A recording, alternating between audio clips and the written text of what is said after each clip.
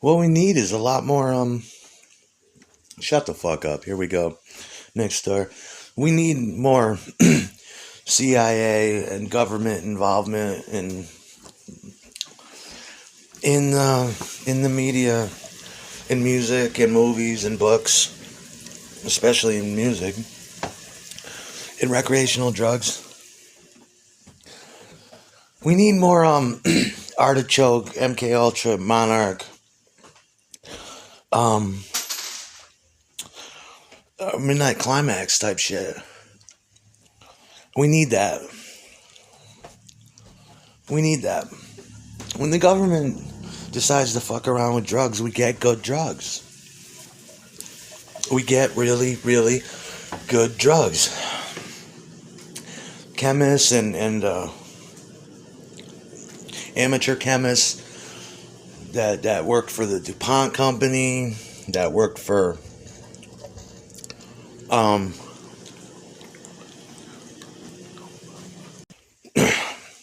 runaway collegiate sons from the Food and Drug Administration that work for aspirin companies, for Food and Drug Administration. The government used to give us good recreational drugs. Stanley Owlsley, responsible for supposedly manufacturing I think it was in his lifetime, 5 million tabs of lysergic acid diethylamide, all to be given out or sold for no more than $2 a hit, or $1 a hit. When you're talking pure LSD, number 25. The only currency he would accept were $100 bills. Owlsley. Orange sunshine. White lightning. 3-way window pane. The most amazing acid that would tear your fucking mind out. Tear your psyche out. If you weren't careful. Yo, everybody, there's a bad trip tent in the back. If you feel like you're going to have a freak out, go to the bad trip tent. Before there was barbiturates to take you down. The government gives us ecstasy, sassafras extract, MDMA, MDA, beautiful, beautiful, beautiful drugs. Beautiful drugs that are basically harmless. You're not going to overdose. I mean, there's a possibility, of course, because just like there is with over-the-counter codeine or whatever. But for the most part, they're completely safe. But they are just mind-bending. Then comes the pill. In some parts, you can get it for free. If there was a free clinic or something. Or if you had the money. And it set off a sexual revolution. Burn your fucking bra. Sleep with everyone. Free love. Peace pot and micro dots. Yabba dabba doobie. We need that. We need a bunch of straights going around acting like free love, jivesters, hipsters, hippies, beatniks, jive-nicks. The next generation. Feel my titties. It's fucking free love. Oh my God. Look at this bush, Dad. Oh my God, Afro bush. Free love girl and beads. Love your fucking nibber. Yeah. I love you. Free love. Expressway to my fucking pussy, Dad. Yeah. Holy shit. Little deadhead girl. Little hippie girl. Little Woodstock baby. Yeah.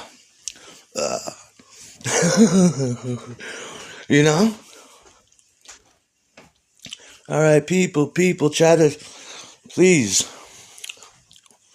Occasionally you have a problem, Altamont. But it's all good. Sympathy for Mick. You know what I mean?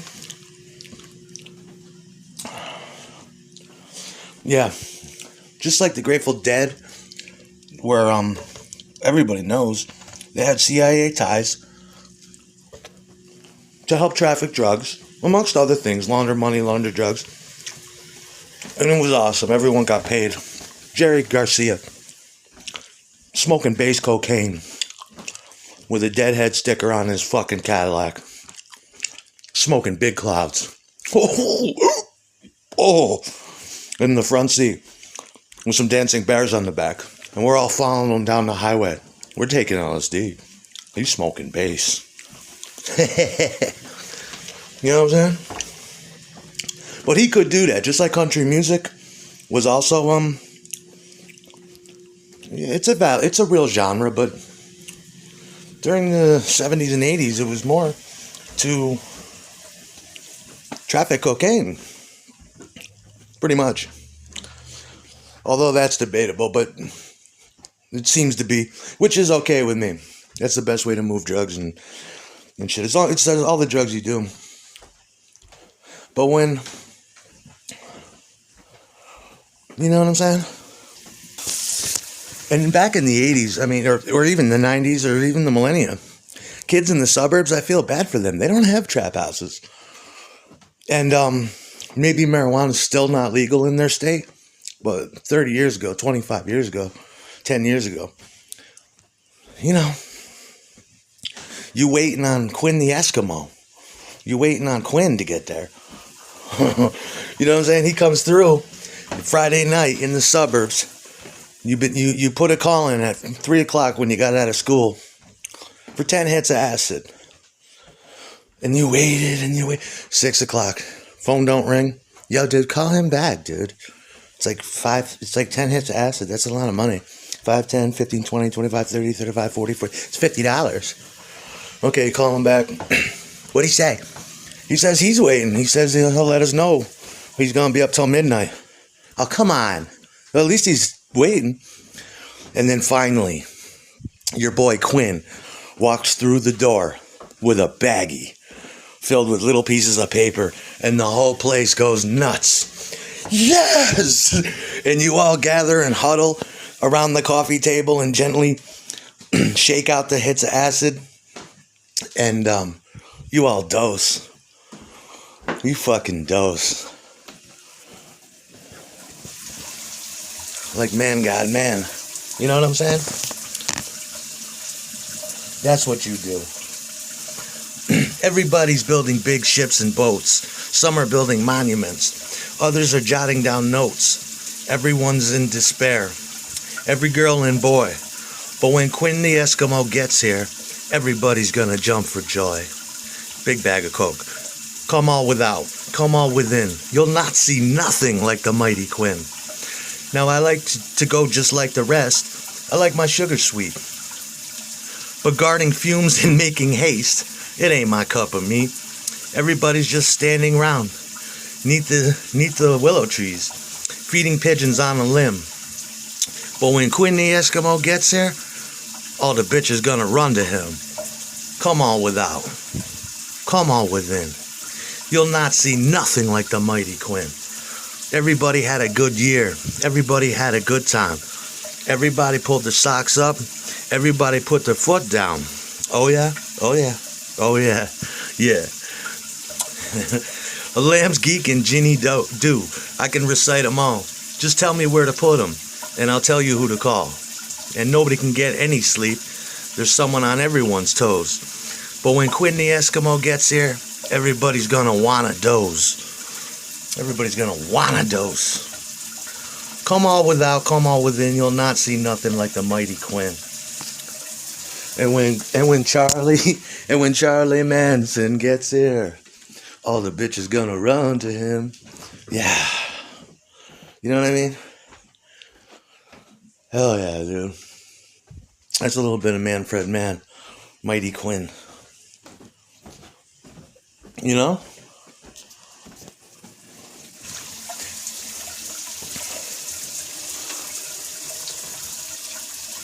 I can make like the Green Lantern, baby. Sunshine Superman. They call me Mellow Yellow. That's right. But when Quinn the Eskimo gets here, everybody's gonna want a dose. Did you score, man? Did you cop anything? Oh, God, thank you. Everybody's gonna want a dose. Yeah? You know what I mean? I'm just mad about Saffron. And she's just wild about me. We need that good government, fuck. Your government, I mean, I'm convinced of it. I mean, the 90s were a lot like the 60s. They were trying to be. Nobody remembers this about the 90s. And I hate to wax poetic and nostalgic, but it just reminds me of that. The 90s had a shot because of the raves, because of the club kids. You know, Macaulay Culkin and shit, Home Alone with the, what's his name? The Party Monster guy. Yeah, all the club kids. The New York City nightlife, pre-Giuliani. Around the time of David Dinkins, it was awesome, and it was truly awesome, and it showed you how gay motherfuckers party, and they party wicked hard. Crack, I mean, you name it. The club kids were doing dance music. It rubbed off into raves. Every girl I ever dated in high school was an awesome raver chick that just loved to take ecstasy. And oh my God, your dick feels so awesome on my lips. I could suck this thing for hours. My little candy flip girl. Ah! Yeah, my little raver bot. Ah! Get on that dick and just give you MDMA head. You know, what you gonna do? You could dance yourself to death. But, you know, there's nothing like LSD sex or ecstasy sex.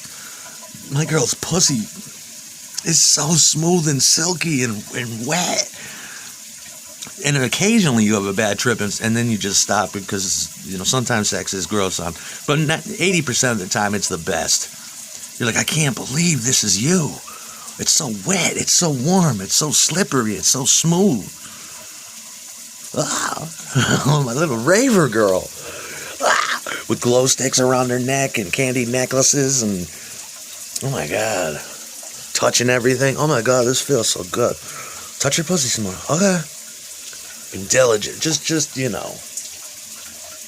With just a touch of amphetamine. Just a touch of amphetamine in everything we do. Hallucinogenics, just like the government intended. You know, you look good. It keeps you good. And after a couple of days, you just sleep a lot. You know, take a couple Barbies and then you'll be good again. You know, and nowadays, I'm so sick of fentanyl. It fucking sucks, dude. It's destroying the drug culture. They're putting it in everything. I keep hearing about people that are taking generic supplements for, like, taking, like, a ginseng pill or something, and there's fucking fentanyl in it. It's like, what the fuck is the matter with you? You know? You don't need to do that. It's so cheap to make these drugs and synthesize them. I think people that fuck with fentanyl should just... I'm not a drug dealer, but, I mean... I can imagine, I wouldn't want to fuck around with a dealer that fucked with that shit. It's like you need the dealers and the people bringing it in and should get the death penalty. It's much too precious. Just to make money? No. That's not the way the government intended it. They intended for shit to blow your fucking mind and be somewhat safe. Yeah. That's what I mean all the time when I'm saying government this, government that. Because they heavily control that shit. They knew it was going on. In fact, you know, some of them were in on it. It's harmless. But it changed lives and it created, you know? None of that fentanyl shit. Imagine you go through you wait your whole life to do some H or something. You wait your whole life. Because you try to disarm the stigma from it. Some people are in a great amount of pain. And some of us deserve it and some of us can afford it. You wait your whole life... because your life's almost over anyway, and you get your first bag of smack or whatever, and it's fentanyl, and you fucking died. How tragic is that?